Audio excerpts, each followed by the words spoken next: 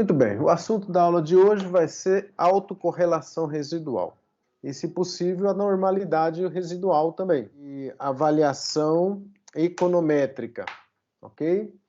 Então, novamente, como na aula passada, nós estamos fazendo aqui uma retomada do capítulo 1, do capítulo 3, do capítulo 4, do capítulo 5 e do capítulo 8. Né? Retomamos essas informações precedentes à econometria, que são de introdução à econometria, e agora nós estamos aprofundando um pouquinho mais a questão das violações dos pressupostos, ou os testes das hipóteses econométricas, pelo método de mínimos quadrados ordinários. Isso faz parte da nossa ementa, né?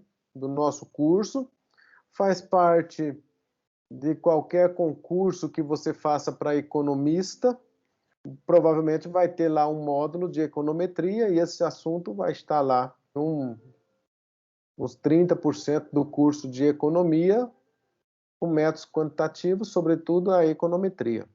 Então, vale a pena se dedicar, vale a pena estudar isso, porque, além de tudo, é uma baita ferramenta para estudar a economia. Depois é uma baita ferramenta para fazer previsões, né? Tudo que um economista gostaria de fazer na prática era boas previsões para auxiliar o gestor que contratou um economista, né? Auxiliar, você pode construir cenários para o gestor, seja ele do setor privado, seja ele do setor público. Para você construir cenários, é interessante você dominar essa técnica aqui, montar previsões, montar simulações, montar correlações entre as variáveis, impacto de uma variável sobre o modelo como um todo, tudo isso é conteúdo de econometria. E agora nós só estamos aprofundando um pouquinho mais naquilo que vocês já sabem. Estou usando aqui um material bastante instigante, que é o material do Banco Central para a gente analisar a política monetária. Bom, então vamos lá. Qual é a ideia hoje? Vamos lembrar aqui, né, na página 88 da seção 3.2, que há uma hipótese sobre autocorrelação residual. Né? O erro sobre uma observação é estatisticamente independente do erro de outra observação.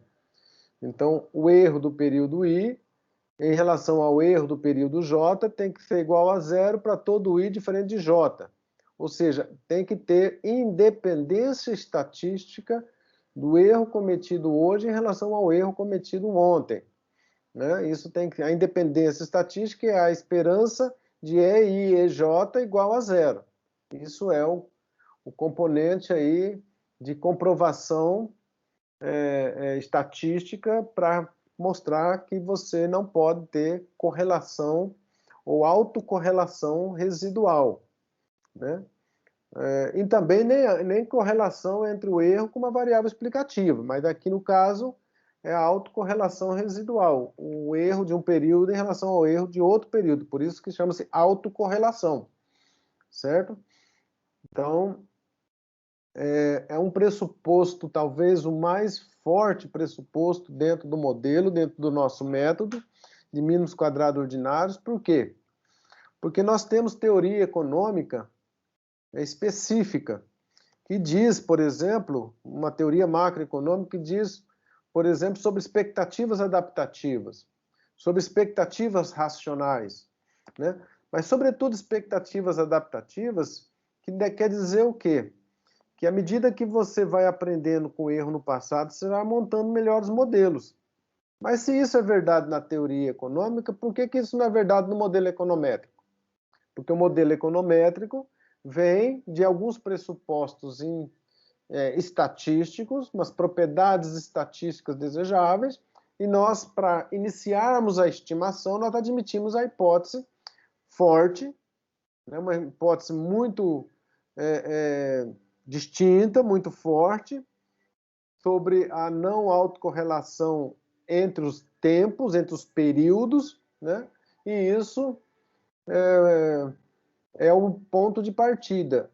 É bem verdade que depois nós passamos a corrigir isso, como, por exemplo, quando vocês estão estudando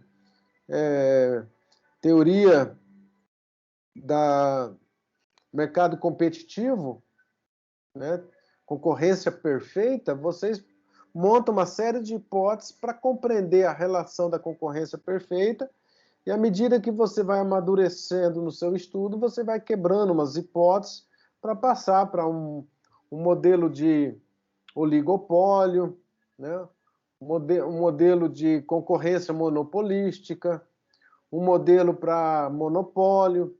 Então, você vai quebrando as hipóteses iniciais de concorrência perfeita e vai passando para os diversos modelos, por exemplo, concorrência monopolística, que é a violação de algumas hipóteses, né?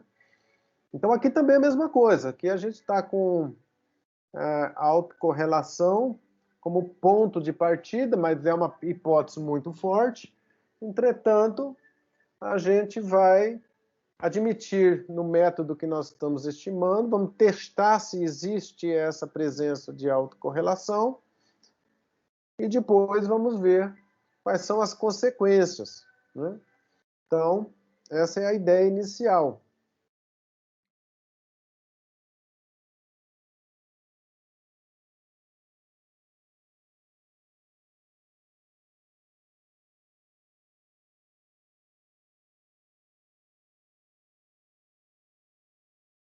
Como que surge o problema da autocorrelação residual?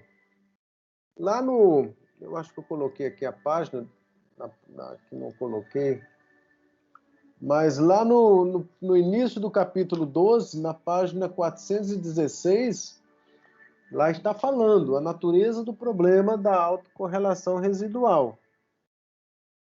Então, um dos primeiros problemas é a rigidez. Rigidez dos preços, rigidez das atitudes, rigidez dos comportamentos. As pessoas demoram para tomar uma decisão. Por exemplo, existe uma redução da taxa de juros. O que é que você espera? Imediatamente um aumento do investimento. Mas não é isso que acontece na prática.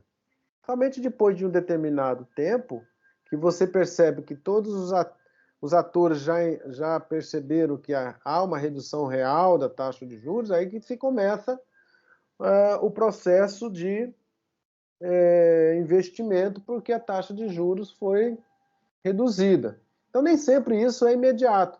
Isso demora um pouco. Então, isso é que a gente chama de rigidez, ou uma lentidão para tomar decisão, ou uma inércia, né, para tomar uma decisão. Taxa de câmbio desvaloriza. O que você espera? Vai haver um aumento da exportação. Mas não é de hoje para amanhã e não é nesse primeiro mês. Demora um pouco. E isso, só por essa característica dessa inércia, ou dessa lentidão, ou dessa rigidez, você já gera um processo de autocorrelação residual. Então, no momento em que você testar o modelo e perceber que tem ali uma presença de autocorrelação, é importante que você vá em busca de saber qual é o verdadeiro motivo daquela autocorrelação. Uma delas é característica dessa base de dados ter lentidão, ter inércia, ok? Bom, outra coisa importante também, que aparece aí como causa da autocorrelação residual, é um modelo especificado que está faltando variável. Por exemplo, se vocês fizerem uma investigação no modelo de regra de Taylor em diversos países, em diversas situações, vocês poderiam estar dizendo aí, nesse momento, que está faltando uma variável importante na especificação do modelo. Qual dessa variável seria importante? Bom, poderia ser a taxa de juro real de equilíbrio, poderia ser a taxa de câmbio, poderia ser uma defasagem da taxa de juro real. Então, pode estar havendo omissão de variável importante dentro do modelo, que pode gerar um processo de autocorrelação residual. Outra possibilidade de aparecimento de autocorrelação residual, né? A forma funcional especificada. O que significa isso? Eu posso estar trabalhando com um modelo que admite uma hipótese de linearidade entre as variáveis, entretanto, no mundo real, ela não tem esse comportamento linear. Ou ela tem um comportamento exponencial, ou ela tem um comportamento potencial, ou ela tem um comportamento, né, polinomial, de ordem 3, de ordem 4, e vai criando senoides.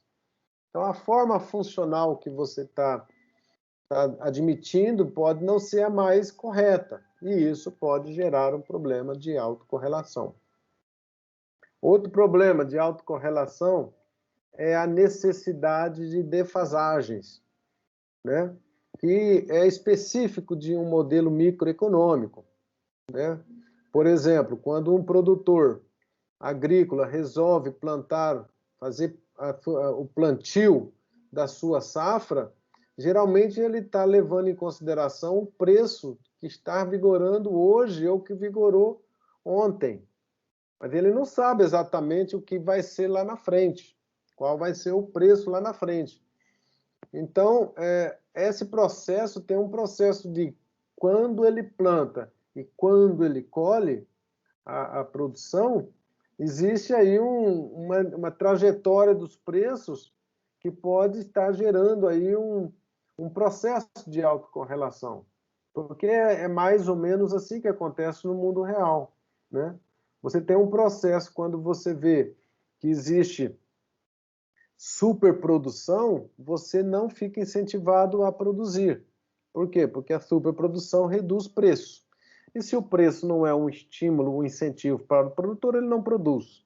Agora, se há uma subprodução, ou seja, uma produção pequena por algum tipo de adversidade, seja um problema internacional, seja um problema de safra, de problema climático, seja um problema de barreiras, né, comerciais, então existe um processo ali, né, de defasagens que a gente leva em consideração no momento que a gente está tomando a decisão de plantar e depois na época da colheita existe um processo ali que a gente às vezes deve levar em consideração.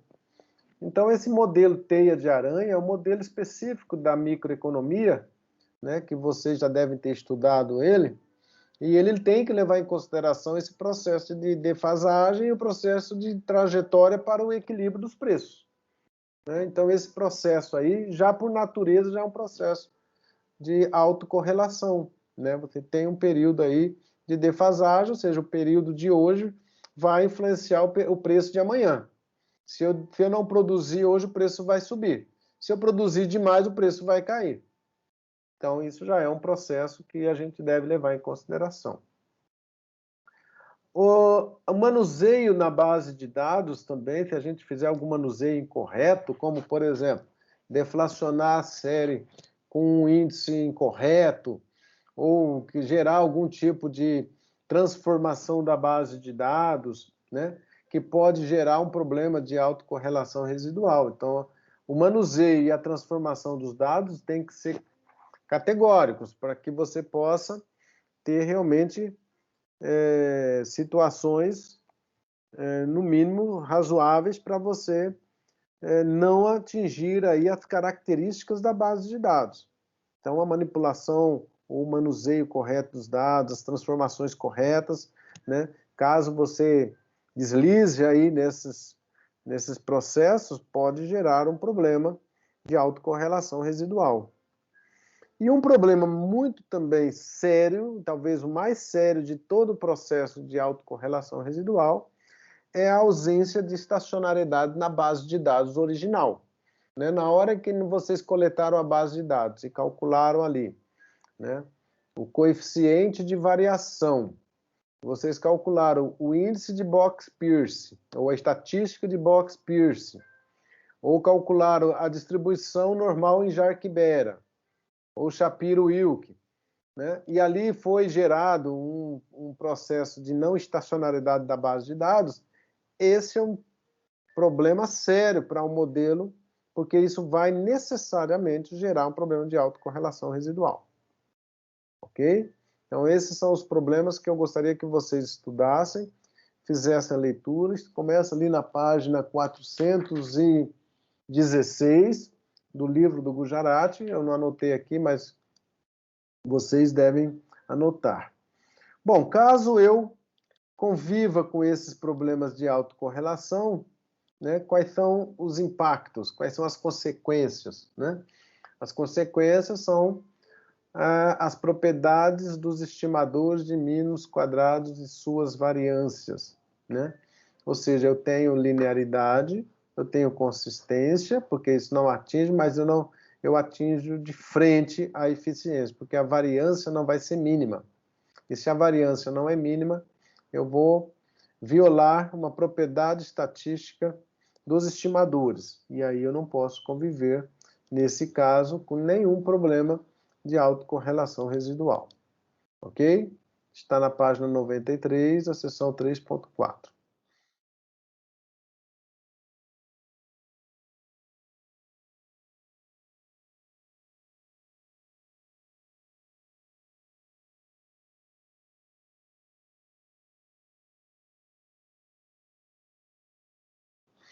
Bom, próximo passo.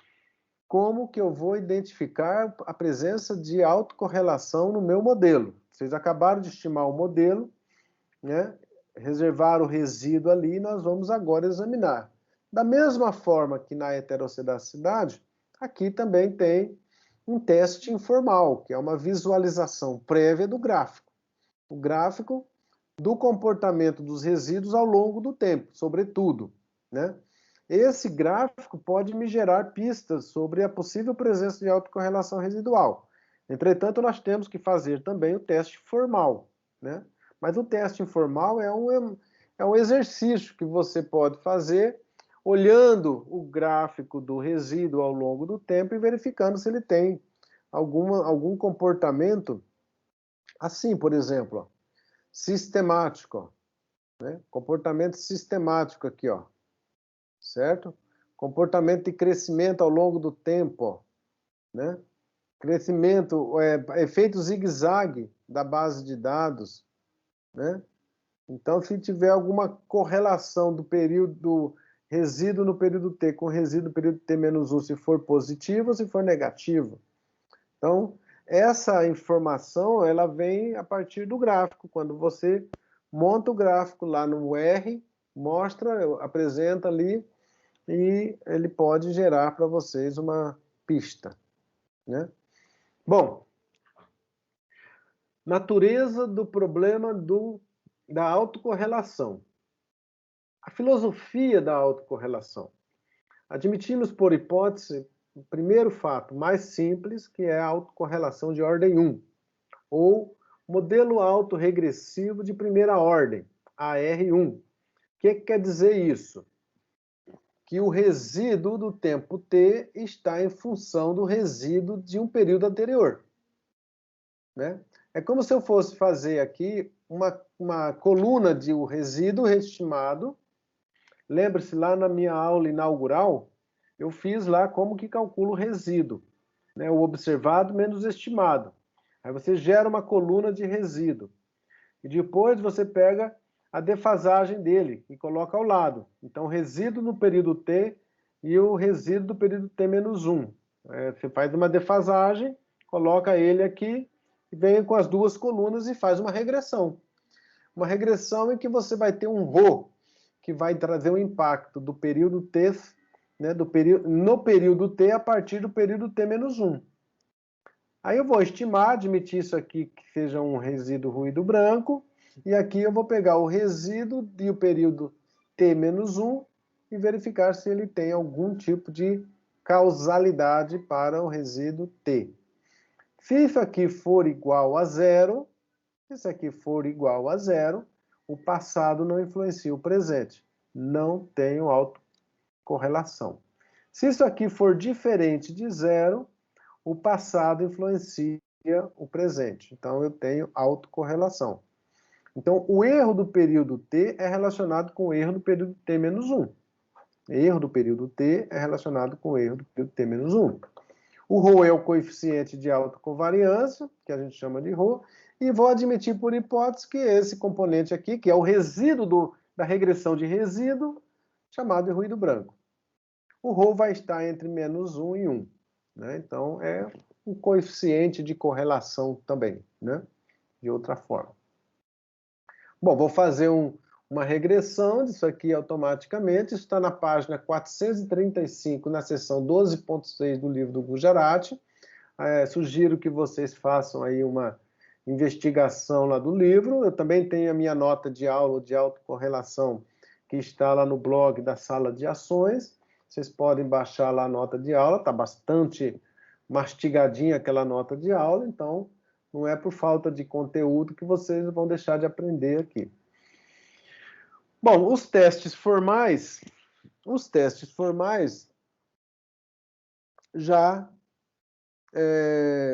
são teste D de Derby-Watson, de 1951, teste de Breusch-Godfrey, de 1978, é um teste de verossemelhança, teste Arch.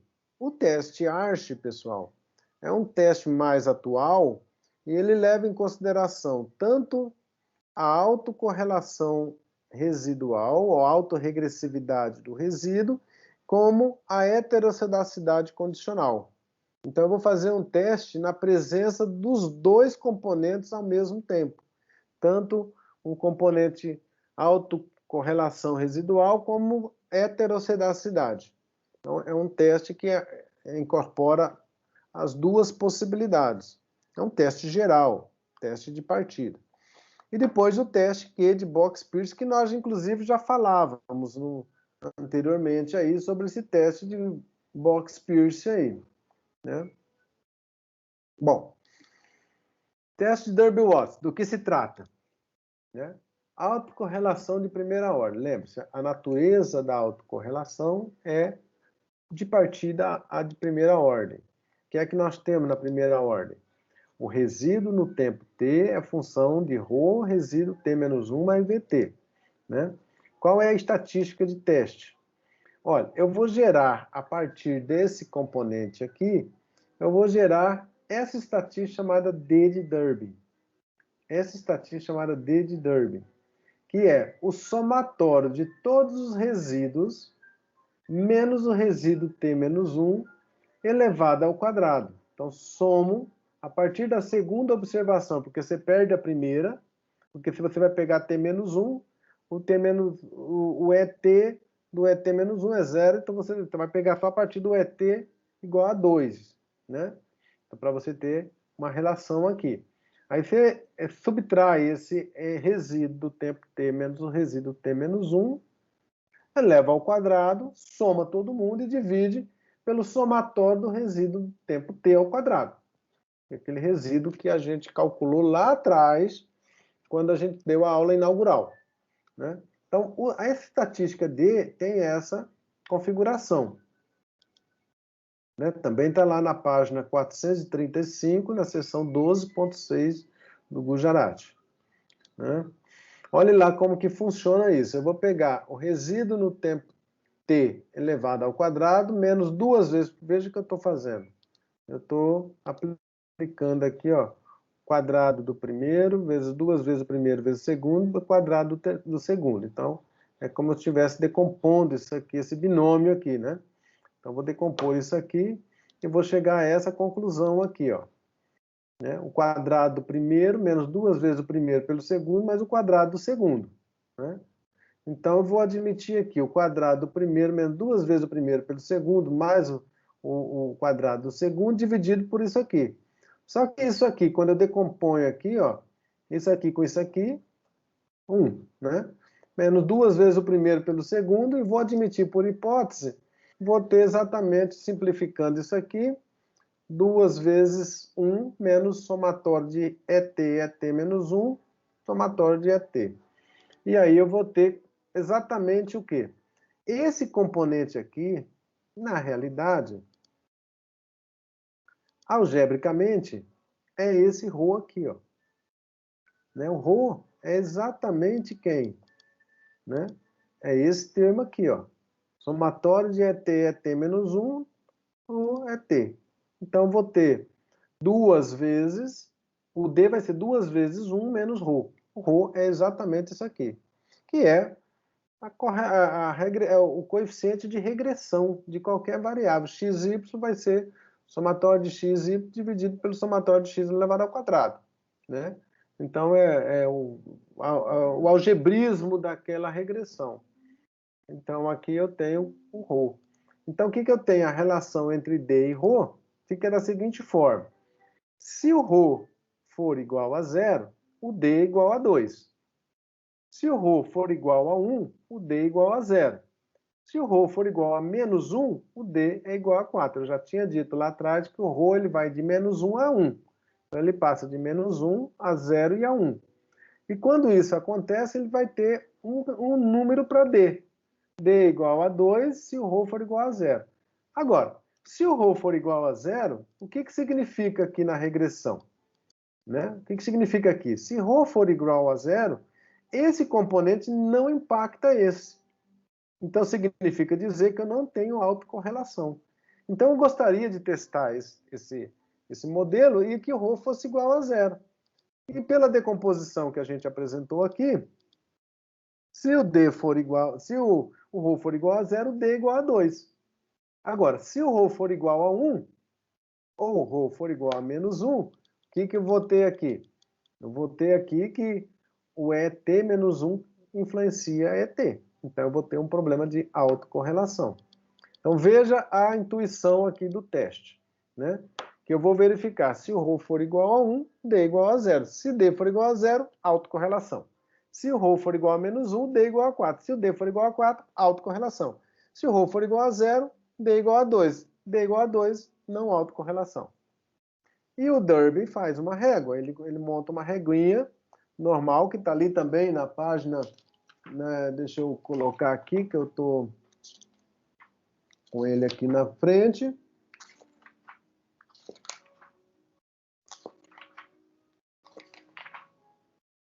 Eita. Aqui, ó, na página 436. Tem exatamente essa régua aqui. Então, se o ρ for igual a 0, a 1, o D é igual a 0. Se o ρ for igual a menos 1, o D é igual a 4. Então, quando o D for igual a 0, autocorrelação positiva. Quando o D for igual a 4, autocorrelação negativa. Ok? E isso tem a ver com o quê? Né? Com aquela extremidade ali do cálculo do ρ. Menos 1 e 1. Né? Ele vai de menos 1 a 1. Menos 1, 0. O D. Menos 1 e menos 1, 4. Né? O D. 1, 0. Então, veja que eu tenho aqui.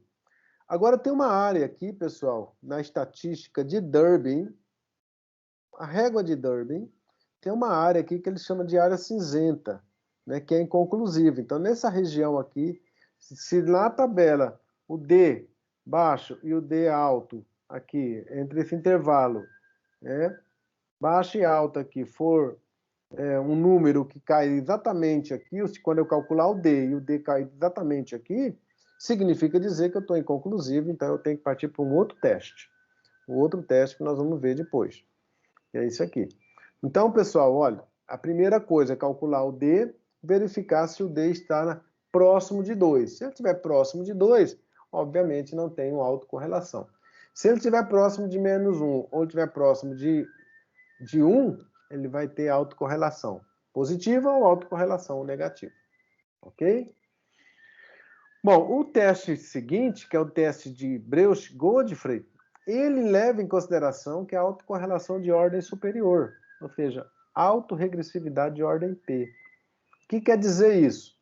Que ao invés do resíduo estar influenciado somente por um argumento defasado, ele pode estar influenciado por mais argumentos. T-2, T-3, T-4, T-P. Então, o teste de Breusch-Godfrey ele é um pouquinho maior, um teste mais amplo do que o teste de Durbin, porque ele leva em consideração mais defasagens, né? E ele pode estar sendo autorregressivo de ordem superior. Então, ele pode não somente o mês passado influenciar o mês presente, mas ele pode estar sendo influenciado por 2 meses, 3 meses, 4 meses anteriores até o tempo presente.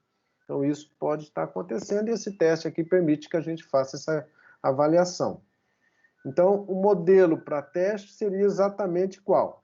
Eu vou pegar o resíduo, vou montar uma regressão em função de variável explicativa, aquela que eu julgo ser a variável causadora do problema, e vou colocar várias defasagens aí, vou fazer essa regressão, né? Vou calcular aqui um n menos p, o número de observações menos o número de parâmetros, que é o grau de liberdade, vezes R2, que é o coeficiente de determinação dessa regressão, vai ter uma distribuição de Qi quadrado com P graus de liberdade, né? Então, você vai olhar na tabelinha e vai verificar se vai ter ou não esse teste aí. Ok? Bom, isso está na página 439, seção 12.6 do Gujarati. Então, não tem errado, não.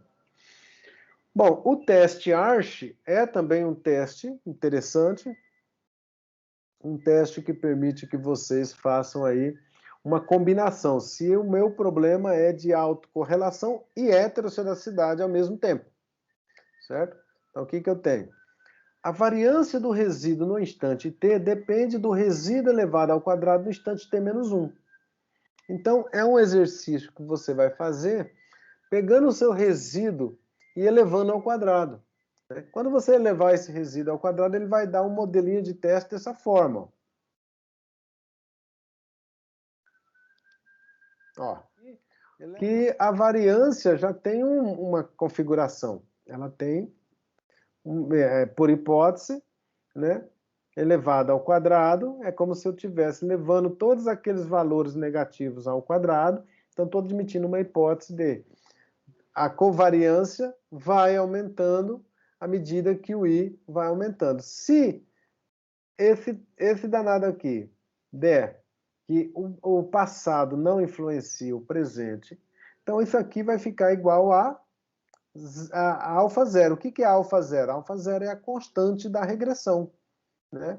Parâmetro beta zero, parâmetro alfa e B1, B2, B3, parâmetro beta 0, beta 1, beta 2, beta 3, parâmetro alfa 0, alfa 1, alfa 2. Então, isso aqui é constante. Se isso aqui tudo for igual a zero, isso aqui vai ser igual a isso aqui, então isso aqui vai ser uma constante. Então, esse é o exercício de teste. Como é que você faz? Você vai estimar o resíduo elevado ao quadrado, alfa 1, alfa 2, alfa 3, né? E aí vai fazer o teste ARCH, que vai ser n vezes r, coeficiente de determinação dessa regressão, tem uma distribuição de Qi quadrado. Praticamente o mesmo teste que vocês viram aí nas versões anteriores. Ok? Então, esse seria o teste ARCH. Quando eu tenho aqui, né, aceito a hipótese nula, né, eu vou falar que ele não tem componente. Mas se eu rejeito a hipótese nula, eu vou dizer exatamente que eu tenho ou um procedimento autorregressivo ou um procedimento com heterossedacidade. Então, eu tenho como testar as duas coisas simultaneamente. Bom, Gujarati, esse assunto, pessoal, é um assunto que está lá na seção 22.10, na página 790 do Gujarati. Por quê? Porque esse é um assunto especificamente de séries temporais, que eu já estou trazendo aqui. Né? Nós já estamos trazendo aqui um componente que nós vamos estudar um pouquinho mais adiante. Mas como é um assunto complementar à autocorrelação residual, então eu já trago aqui para mais tarde a gente voltar para o capítulo 22 e estudar séries temporais especificamente, quando a gente estiver estudando modelo ARIMA e quando a gente estiver estudando modelo VAR. Né? Então, é o assunto específico de séries temporais. Mas nada difícil aqui, porque ele tem muita semelhança com o teste de Breusch-Godfrey, né? Bom, vamos lá. Esse ausência de estacionariedade, como eu falei lá no começo da aula, né, é o assunto mais emblemático para a autocorrelação residual. E é aí que a gente começa a melhorar ainda mais os nossos testes, quando a gente começar a fazer o teste de raiz unitária, teste de presença de cointegração. Por quê? Porque eu preciso solucionar o problema da ausência de estacionariedade. Para o modelo ser robusto, eu não posso ter instabilidade na minha base de dados. Então, eu preciso fazer com que a minha série seja estacionária. E eu preciso testar a presença de estacionariedade ou não estacionariedade na minha série, né? Então, esse problema é um problema mais grave, é um problema mais sério. Nós vamos trabalhar um pouquinho mais adiante, né? Que nós vamos trabalhar com as questões de séries temporais. Bom, como que a gente faz isso aqui no R? Certo? Então, até agora nada demais. Conceito e não tem nada de novidade aí para vocês. Então, vamos fazer isso aqui. Como que a gente vai desenrolar isso aqui no R? Certo? Então, vou retomar aqui meu modelo anterior. Certo? Vamos lá. Novamente, vou executar aqui, chamar meu diretório, limpar meu environment, limpar meus arquivos aqui, limpar meus gráficos, limpar aqui, né, para que eu possa ter as nossas nitidezes aí. Bom, deixa eu primeiro chamar a base de dados, né? Tá cheio, tá ali, 216 observações. Então, é uma série grande, né? Uma série, uma amostral grande. Transforma isso aqui em série temporal. Eu posso fazer isso tudo de uma vez só. Coloco aqui, ó. Pronto, já está calculado tudo em série temporal, né? Tá lá. Ou eu posso fazer individualmente, ó. Todos transformados em série temporal. O gráfico não preciso dele agora. Vou fazer estatística descritiva.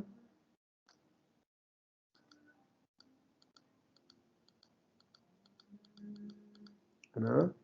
E o teste de Jarque-Bera, pessoal, na variável aqui, certo? Aqui é o teste na variável. Então, o que eu quero saber se a série é estacionária, né? Então, a primeira evidência aí é que eu não tenho série estacionária. E, obviamente, eu estou pegando aqui somente as variáveis originais. Mas, para o modelo, eu preciso trabalhar com a estacionariedade das séries que vão participar do modelo, como, por exemplo, o desvio, o hiato, né? O desvio e o hiato.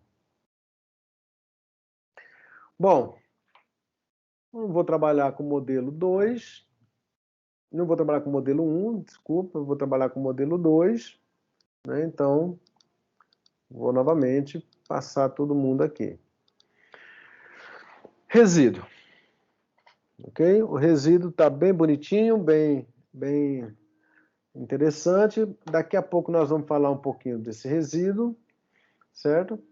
Eu só vou fazer aqui os dois principais testes, o Goldfeld-Quandt e o teste de Wright, né? Goldfeld-Quandt e o teste de Wright. Bom, o que me interessa aqui agora é esse aqui, a autocorrelação residual. Ok? Lá no livro do Gujarati, deixa eu até colocar aqui, ó, Derby-Watson. Qual é o teste de Derby-Watson? Então, está lá na página 435. 435, né? Bom, é muito simples. O pacote para fazer esse teste é LM-Test, certo? Então, instala o LM-Test, depois faça a requisição do LM-Test e tudo bem. Está lá. E aí, a função é só essa aqui, ó. DW-Test. Como aqui o resíduo está fixado em Taylor 2, então eu vou fazer aqui o teste. Então, veja que é bem direto aqui, ó. Teste, né? 2, a probabilidade 0,8, 80% de probabilidade de aceitar a hipótese nula, ou seja, que D e W é igual a 2, né? E a hipótese alternativa, né? Autocorrelação é verdadeira, né? Então, a hipótese nula é de que eu tenho isso aqui igual a 2, ok? Teste Derby-Watson, direto.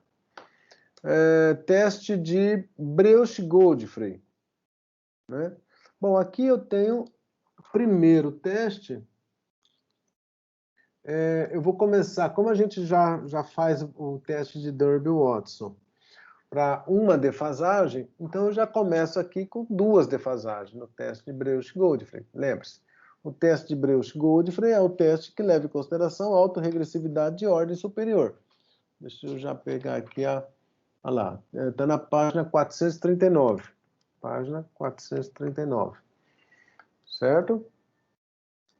Na página 439. Então, novamente, o pacote é LM teste também, né?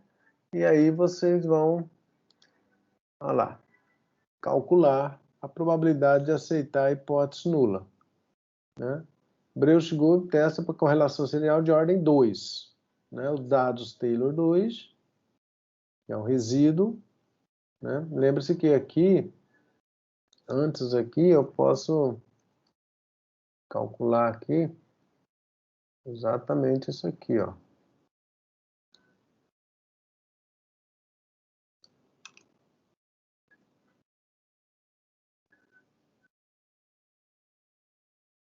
Eu posso deixar tudo aqui calculado, né?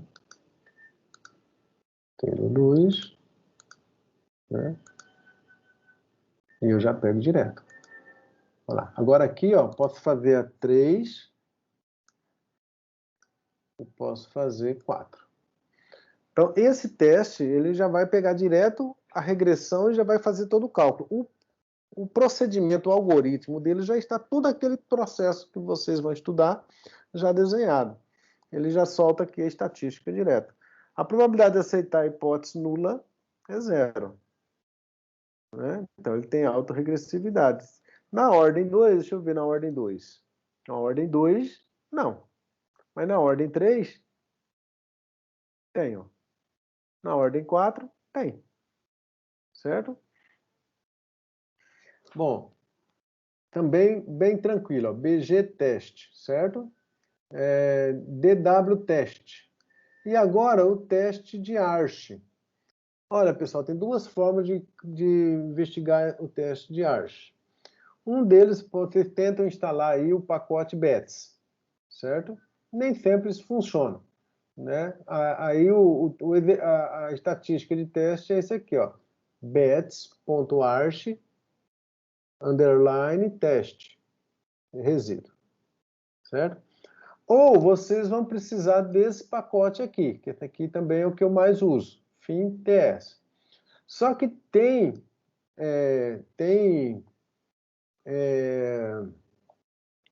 versão do R aí que não está encaixando o FIM-TS, certo? Aí vocês podem procurar esse FIM-TS aqui nesse repositório aqui, ó, certo? Esse repositório aqui, ele tem esse FIM-TS. Então, é só buscar e instalar no pacote de vocês, certo? E aí, o teste de Arch, direto. Já sai direto, ó. Né? Então, ele já saiu aqui diretamente, ó. Ok? Então, aqui não tem erro não, pessoal. Tá bem tranquilo, né? O teste de Arch, o teste de Breusch-Godfrey e o teste de DW. Então, essas três informações são suficientes para vocês vencerem essa etapa aí, pegar o modelinho de vocês e testar aí a presença de autocorrelação residual. E para completar essa aula, eu vou lembrar vocês do teste de normalidade do resíduo, certo? Então, vocês lembrem que vocês fizeram o cálculo do resíduo, fizeram o histograma, fizeram o teste de Q-plot, né? E fizeram o teste de box test do resíduo. O teste de Shapiro e o teste de Jarque-Bera, ok? Então, aqui eu gostaria que vocês também completassem essa bateria de teste aí para a próxima aula, próxima semana, já levando em consideração heterocedacidade, autocorrelação, normalidade, ok? Para que a gente possa, aí na próxima aula, trabalhar com multicollinearidade, que vai ser o próximo teste que nós vamos fazer. E aí vocês ficariam aí com a estrutura desenhada para a gente verificar se existe ou não a presença de heterocedacidade. Eu costumo fazer uns quiz a respeito de heterocedacidade, autocorrelação, normalidade e multicollinearidade, que são os 4 problemas mais graves aí que a gente vai colocar no nosso rol, tá certo? Então fica aí o exercício para vocês fazerem. Eu vou produzir aí um vídeo dessa aula de hoje, eu vou compactar essa aula, vou deixar para vocês fazerem aí o estudo para a próxima aula. A próxima aula a gente vai ver multicollinearidade, mas se vocês já puderem ir resolvendo os problemas aqui também de heterocedacidade, vai já colocando aqui os resultados de heterocedacidade, como a gente já colocou para vocês, teste de Parkin, teste de Gleiser, teste de Goldfeld-Quandt, teste de Breusch-Pagan-Goldfrey, teste de Wright, tá certo? São os testes de heterocedacidade, são os testes de autocorrelação, são os testes de normalidade residual. Ok? Tudo bem, pessoal? Então, na próxima aula a gente continua, mas aí venham preparados já com a regressão feita, com os testes feitos, que eu vou fazer um quiz aí rapidamente, de uns 15 minutos a 20 minutos com vocês, para capturar os resultados das regressões que vocês fizeram. Ok?